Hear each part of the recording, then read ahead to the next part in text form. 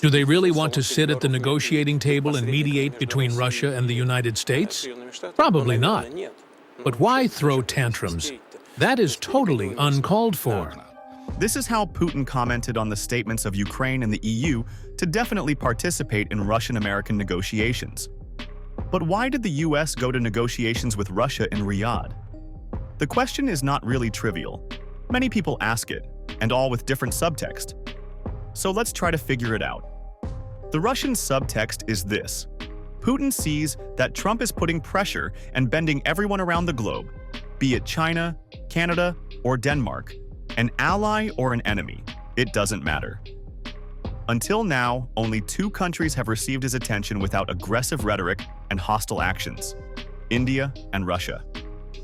Is there some kind of catch, a deception here? And the Western subtext is this: American and especially European. How is it possible for the United States to talk on equal terms with Russia? The Russians are the losers in the Cold War. They should be silent and listen, learn, and catch up with us. European added value. If we are going to talk about something with Russia, then together with us, as a united front, with which we will impose on the Russians the conditions of capitulation to our common values.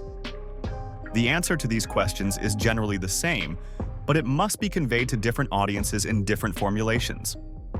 For the Russian audience, the answer is this: do not underestimate yourself. If we compare the result that Russia has achieved in 3 years with what it started with, then for an independent external observer, like Donald Trump, this result is colossal. No country in the world has been subjected to such economic and moral psychological pressure in such a short period of time as Russia.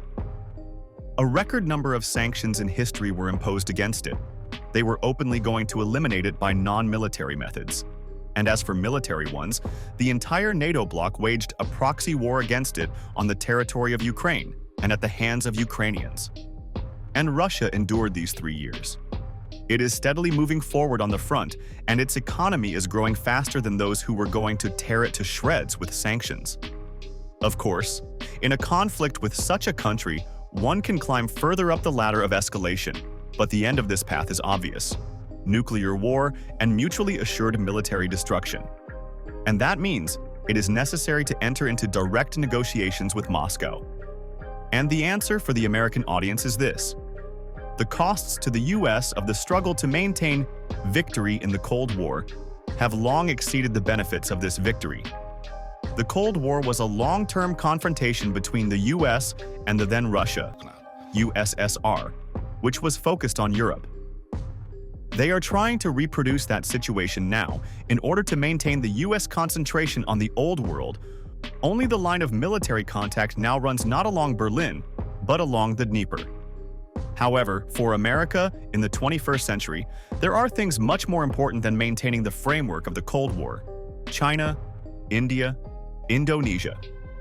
And it is time to start working with Russia, a strong country that has shown phenomenal survivability, not as a loser of the Cold War of the 20th century, but as a winner of a proxy war of the 21st century outside the context of Europe, and to throw this very Europe off our neck. Well, the most unpleasant answer will be for the European audience, and it is this: you were offended by the fact that the White House decided to talk to Russia as an equal and without you. But why did you decide that you yourself are an equal for the United States, that they should consult with you and invite you somewhere? You are objectively not an equal to the Americans. Only Obama and Biden tried to camouflage this fact, and Trump cuts off diplomacy and politeness in dealing with satellites as unnecessary entities. You delegated sovereignty and issues of your strategic development to the Americans, abandoned your national interests, and branded their very doctrine as Russian propaganda. You yourself asked for as much America as possible to be in Europe. So why be indignant now that the Americans do not respect you? In the eyes of the Americans, Russia deserves much more respect, if only because it defends itself, feeds itself, controls its own destiny, and does not depend on anyone. And Europe has become accustomed to considering itself the moral leader of humanity, sitting under the free military protection of the United States. US Vice President Vance clearly and directly told it, Europe, at the Munich conference. You are not a moral leader, you have no right to lecture others, and you will now defend yourselves. Europeans can only cry hopelessly and bitterly at these words, which is exactly what the head of the conference, Christoph Heusgen, did at the closing of the event. Let me conclude, and this becomes difficult.